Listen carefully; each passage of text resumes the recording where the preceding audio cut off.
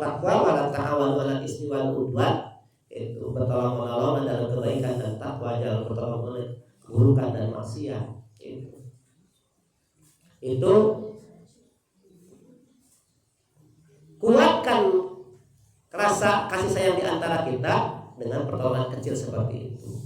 Contoh, kadang-kadang kita membeli bukan karena butuh, tapi karena karunia. Karunia kita ngidel rasanya can laku gitu. Kita membeli mangga cuma satu gitu. Tidak. Kita membeli warung dekat rumah kita, tetangga kita yang dekat dengan rumah kita membeli bukan karena kita mungkin ya tahu lah mungkin ya itu berbagi gitu maksudnya. Tapi kadang-kadang kita melupakan nilai seperti ini, kebaikan orang lain kepada kita dengan balasan kebaikan yang mungkin belum setimpal sebenarnya, tapi kecil, hal kecil. Misalkan ibu-ibu sering ya, kalau ibu-ibu yang kaya sih mungkin yang mampu belanja bulanan ke warung-warung besar yang tidak ada kontribusinya kepada kita di rumah kita, di kampung kita, itu ya mungkin tidak masalah karena besar. Tapi bagi yang kita yang kecil, kerasa kecil juga. Di warung-warung kecil model kita sekarang yang banyak di Jembat ini, itu 1.000-2.000 saja bernilai buat yang punya warung, 5.000 saja bernilai. Tapi untuk warung yang besar di pinggir jalan segitu itu kecil, mereka akan besar karena mereka di pinggir jalan sangat besar. Kadang-kadang kita mengedepankan nilai keuntungan yang hanya 5.000, 1.000 rupiah, 500.000 untuk mungkin berbelanja ke tempat yang jauh dari rumah kita dan melewati tetangga kita. Hal kebaikan yang bernilai buat kita yang berbuat baiknya, bukan kita yang menerima kebaikan, bukan. Karena konsepnya kan jelas. Ketika orang yang pinjam dan meminjamkan harus seimbang. Itu. Kita kadang-kadang lupa membalas kebaikan orang lain dengan kebaikan yang mungkin sederhana sebenarnya. Ya, di rumah tetangga kita ada warung kecil pinggir jalan sebelah sana gitu. Tapi kadang-kadang kita melupakan mengejar 500 perak, 1.000 perak, 2.000 perak demi keuntungan kecil itu kita belanja ke warung yang bukan di wilayah kampung kita. Padahal kalau kasarnya nih, ketika meninggal yang takziah itu orang yang tetangga kita itu yang kita lewati warungnya kecilnya itu, bukan orang yang di pinggir jalan warungnya yang besar harus pakai mobil berangkatnya. Nah, nilai-nilai ini yang disorot ya dalam beberapa penjelasan dalam tafsir hadis ini. Jadi kebaikan akan mengingatkan kita untuk tidak berbuat buruk sekecil apapun. Itu yang penting. Yang terakhir, ada pertanyaan nih, ya. Kayak tadi, kalau kita dizalimi orang, kemudian kita memaafkan dan tidak bisa pernah melupakan karena sakitnya, bagaimana? Ulama sepakat boleh kita menerima kezaliman orang lain, kita berbuat baik, dia malah berbuat buruk kepada kita, itu malah melangkahi kita.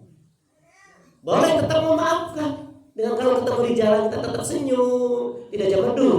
Ciri memaafkan. Tapi kalau kita ketemu di jalan jamedul, itu tidak memaafkan. Nggak apa-apa, jamedul mukanya, tapi hatinya memaafkan, tapi nggak lupa. Itu boleh. Bahkan kata ulama, bukan munafik itu bukan. Kalau kebaikan dan keburukan, benci di hati, tapi marah main di muka, boleh. Benci karena belum pernah menyakiti kita, tapi kita memaafkan dalam kebencian kita itu dengan cara tidak melakukan tindakan yang menyakiti dia sebanding dengan apa perbuatannya kepada kita. Itu tidak jembrut, tidak mitnah, tidak apa, kita memaafkan. Tapi susah melupakannya. Rasulullah SAW yang paling menyakiti beliau dulu adalah terbunuhnya Hamzah bin Abdul Muthalib, pamannya yang sangat disayanginya, terbunuh dalam perang Uhud. Yang membunuhnya adalah Wahsy, seorang budak dari Ethiopia. budak yang dimiliki oleh Jubair bin Mut'im. Itu satu hikayat menyebutkan disewa oleh Hindun istrinya Abu Sufyan, yang tiga-tiganya itu masuk Islam kemudian. Wahsy mengincar Hamzah dari semak-semak karena nggak berani dia berhadapan langsung dengan Hamzah, nggak berani, kalah. Dia pakai tombak Wahsy itu, disewa oleh Jubair bin Mut'im, kalau kamu bisa membunuh Ali, Hamzah dan Rasul, kamu aku bebaskan. Ali, aku udah berani Ali. Beliau sikap sekali dalam peperangan. Hamzah sudah tua usianya. Rasul udah berani aku. Para sahabatnya mengelilingi beliau, kata Wahsy, aku punya kesempatan membunuh Hamzah. Maka pada perang Uhud, Wahsy turun dengan tombaknya. Dia ahli tombak dari Ethiopia. Ketika Hamzah lengah, ditombak dari belakang.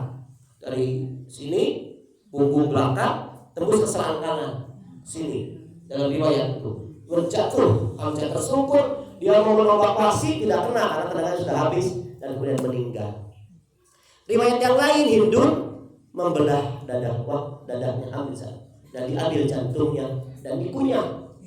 Saking dendamnya dalam perang Badar ketika saudara-saudaranya meninggal.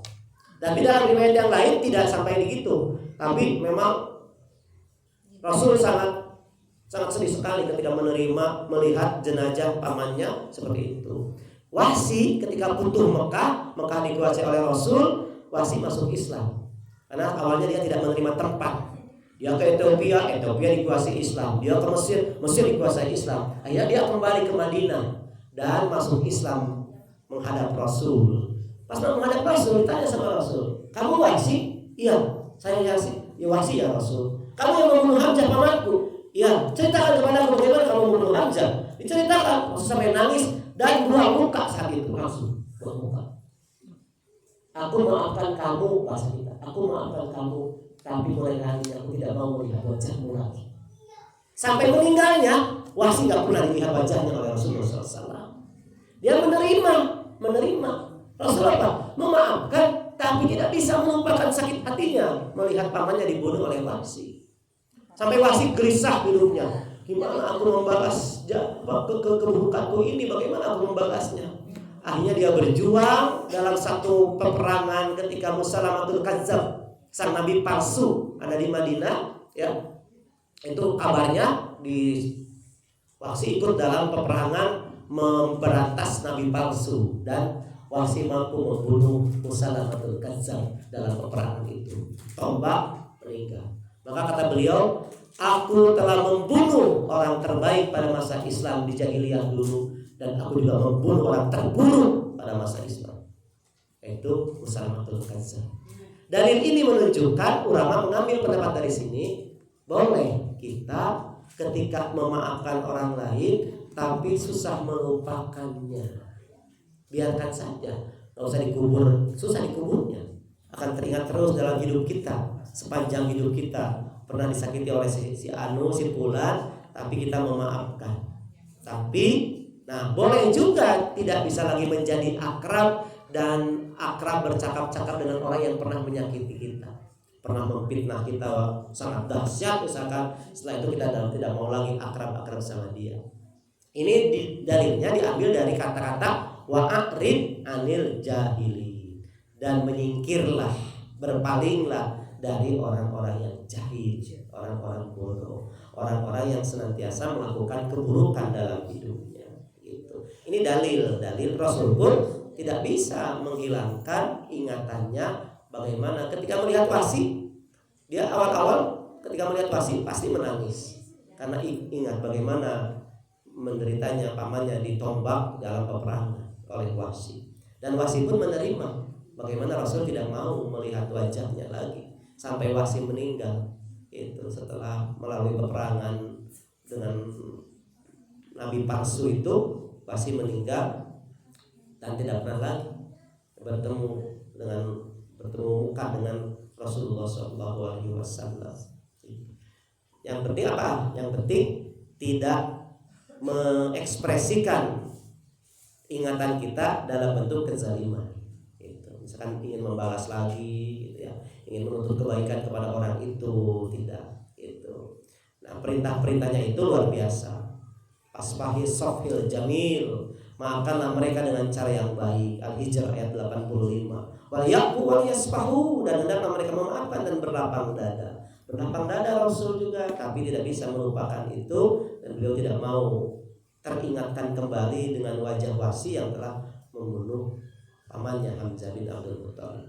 Wal afina anin nas, Ali Imran ayat 134, dan maafkanlah kesalahan manusia. Allah yuhibbul muhsinin. Walaman sabara wa ghafara inna dzalika lamin azmil umur. Banyak sekali ayat-ayat yang menyuruh kita bersabar dan memaafkan dalam menerima keburukan-keburukan dari orang lain. Itu. Ini mungkin yang bisa menjadi panduan kita untuk bisa menjadi lebih baik dalam hidup kita dan interaksi dengan orang lain di sekitar hidup kita. Itu saudara, kerabat, siapapun.